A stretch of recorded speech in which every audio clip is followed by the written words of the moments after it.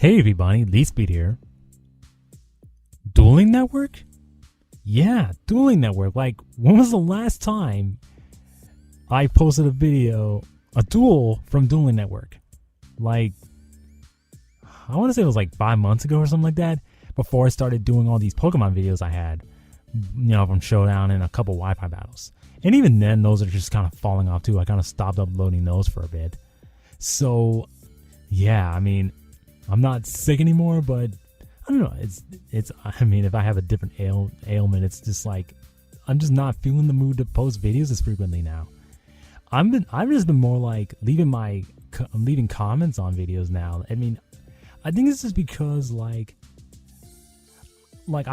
felt so far behind that doing videos was almost meaningless to me, because the videos I had done with these was that I always have a duel or so in the background that you guys can watch, but at the same time I talk about stuff, post commentary style. I talk about maybe cards from a set or tech cards or something like that. In fact, the last DN video I think I've done was the one where I was playing my Talea Plants deck against Chronomaly with the new support. I think when it was first revealed or something.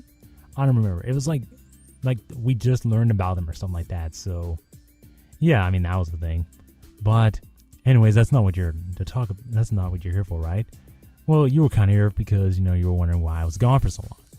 And plus, I was mainly on Depro, if anything, so I'm not used to not being on DN for so long. So you're going to kind of see me mess up a few times when I'm playing this deck, Sylvans, because it's not automated. So there were points where I excavated some cards and I forgot to put the non-plant stuff on the bottom of my deck.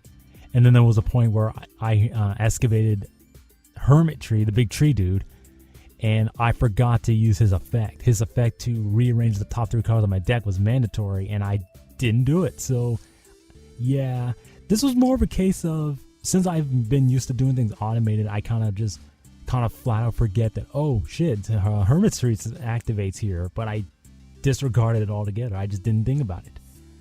And some other things like that. So yeah, and then I guess in essence, this particular duel was me trying to get into the swing of Dueling Network, just because yeah, I went on Dueling Network in a long time, several months even.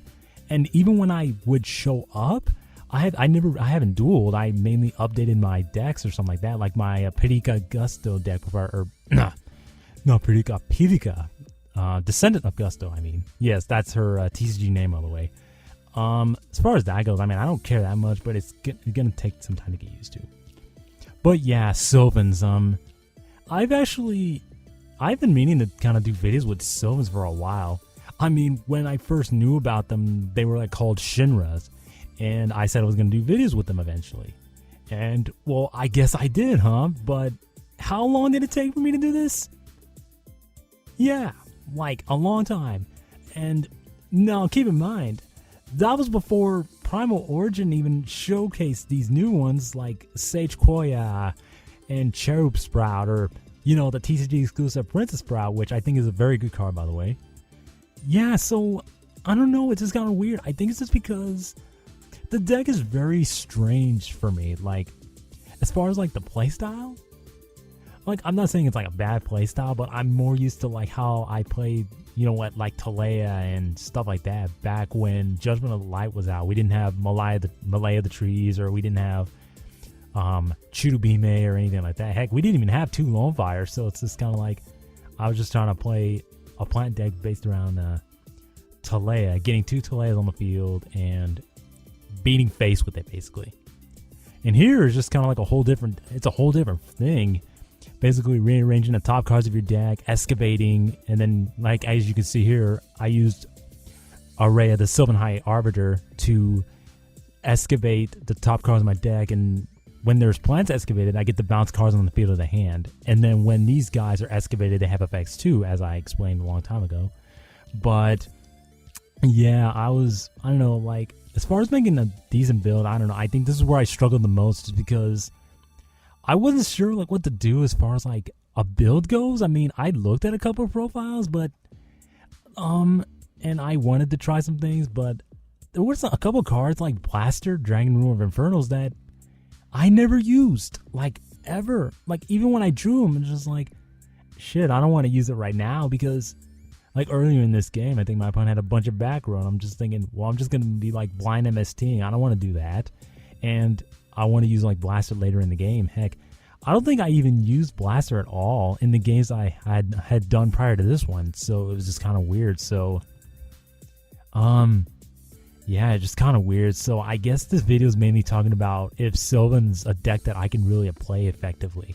Now, as you can see, I have done some pretty cool stuff. Like, I got out Felgrand, Araya, and stuff like that, but I messed up a couple times, so it's a deck that I'm not used to playing, to be honest. I mean, it's a plant deck, and heck, one of my friends pretty much called me the plant guy because I was so dedicated to the plant deck that I had been playing for months on end. But this is just kind of like a whole different deck, and it's just kind of weird just because the deck itself has a lot of good cards in it. I mean, you have like freaking Sylvan Charity, which is basically Graceful Charity for Sylvans.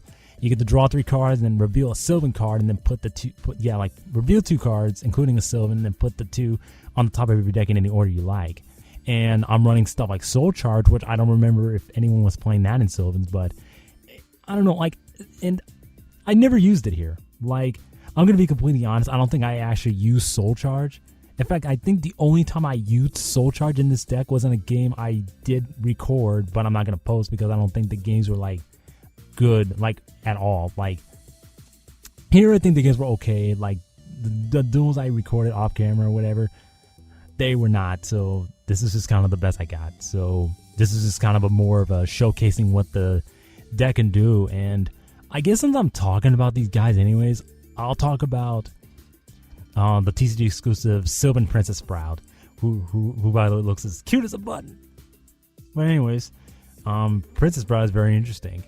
She has 2 very good effects. The first one's actually kind of interesting because you tribute her off and then you excavate the top card of your deck, send it to the graveyard, then you can put a Sprout monster on top of your deck. So you can put herself or a Cherub Sprout on top of your deck. Now, that's actually kind of cool, and to be honest, what surprised me was that, oh, this is kind of like the female counterpart to Cherub Sprout, right?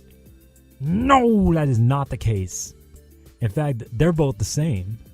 What I mean is that Cherub Sprout is Princess Sprout. Princess Sprout is the older version of Cherub Sprout, so they're both girls, so I didn't know that for some reason. I don't know, I just felt stupid because it was one of those things where I felt like I should have known that already. Well, not that Princess Sprout was... Then I was thinking, oh, Cherub Sprout was a guy or something like that. I don't know. Not that they really play a factor, but I don't know. It was just kind of weird. Didn't think about that. But, yeah, Princess Sprout is really good. And plus her other effects is nice, too. When you excavate her, you get to declare a level. And then you can special summon her as that level you declare 1 to 8. So, it's pretty nice. But, I don't know. I mean, I think the card is, like, very good in my opinion. Like, not OP, not broken. You know, speaking of broken, like, how far have we gone to, like, saying that word as far as Yu-Gi-Oh cards go? I mean, we've been saying that for, like, a lot of different cards. We talked about Soul Charge being broken, and arguably, I think the card is very close. In fact, it probably is the closest thing to being broken that we've had in a while. And the Fire Hand and Ice Hand, I don't think they're broken. They're very annoying because they're basically like insane battle floaters, basically. Like, oh, Fire Hand, when it dies, you get to blow up one of their monsters, and then when you're able to do that, you get to special summon Ice Hand, and the Ice Hand, when he's destroyed, you get to blow up a back row on their side of the field, and if you do that, you get Fire Hand. Now, they don't work when they don't destroy anything, so if you fail to destroy a monster, then you don't get shit, or if you fail to destroy a spell trap, you don't get shit. So, I mean, we're just kind of throwing that term all over the place, aren't we? And I don't know if I want to say Sylvans are broken. I mean, they definitely have a lot of really very powerful cards. Sylvan Charity is incredible. Araya, the Sylvan High Arbiter, is incredible. The fact that you can run like Blaster and Tempest in the deck to some success and make Araya and then bounce your Miracle Fertilizer to your hand or your opponent's Xyz or whatever back to the hand is incredible. And the fact that her first effect can pretty much just go, oh, pitch a plant from my hand or field to look at the top cards on my deck and rearrange them however I like. So like if you get at least like 3 plants or so off that, you can pretty much put them on the top and then just go, oh, activator second effect, pitch a material, then excavate the top 3, and since they're going to be plants most of the time, I get to just do whatever I want with them. So I could just go excavate them, bounce shit, and then yeah, that's kind of how it works.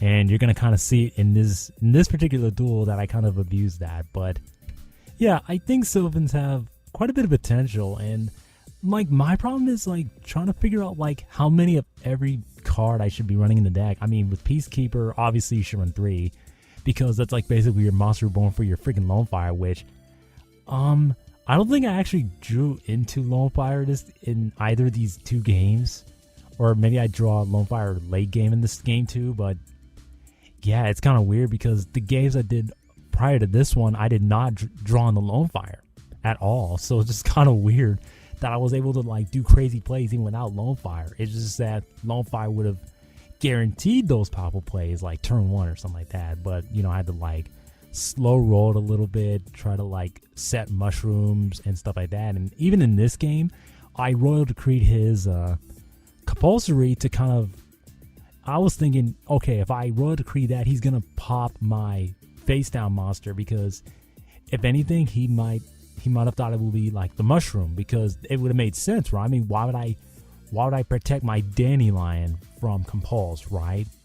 I mean, I could pitch him with Sylvania, but here I guess it's just like false sense of security, I guess.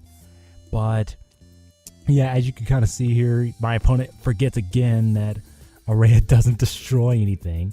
It bounces, and because I bounced 3 cards, so I can bounce my Miracle Fertilizer and then use it again. So yeah, I think that is broken. If anything, like that's broken, because if you activate Fertilizer, you can't, if you can't normal summon, right? But that doesn't mean that you can't bounce it to your hand with a different card effect and then activate it again. And actually, this was the part where I was supposed to rearrange the top cards of my deck with a Hermitry, but I didn't. I completely forgot about it, and I probably would have left it as they were anyways, so I guess it wasn't that big of a deal. But yeah, this is just me like kind of forgetting about certain things, and it's gonna be a while before I'm like in perfect tune with this deck, and that's why I'm not sure if this deck is like the right for me. I do like what Princess Sprout does for the deck. I love her artwork, and yeah, I like what she does for the deck. She's not OP, she's not unfair, but she's very good. Unlike certain cards for a certain archetype. Well, okay, I'll take that back. They're not the worst cards I've ever seen for an archetype, but Konami seems to be going in a very interesting direction with them, and I'm talking about Noble Knights, which I guess I'll do a separate video on, won't I? So yeah, look forward to that, I guess, because since I brought that up, I'll talk about them. So yeah, Sylvans definitely have potential, and yeah, I'm gonna try to do more games just so that I could get used to DN again, because yeah, it's not automated, and heck, I used to play on DN more than Depro, so I don't know. It's just weird. It's hard to get back into DN for me just because I'm not used to things being manual. So there's things I forget, or there were certain things I couldn't figure out what to do. Because like, oh, how do I arrange my top cards without my opponent looking at them? Oh, I banish face down. But couldn't my opponent look at them? And then, I just say, just don't look at the banished face downs. I think for some reason you could still see them. So I don't know. But let me know what you guys think. And yeah, I guess I'm back, I guess. Peace.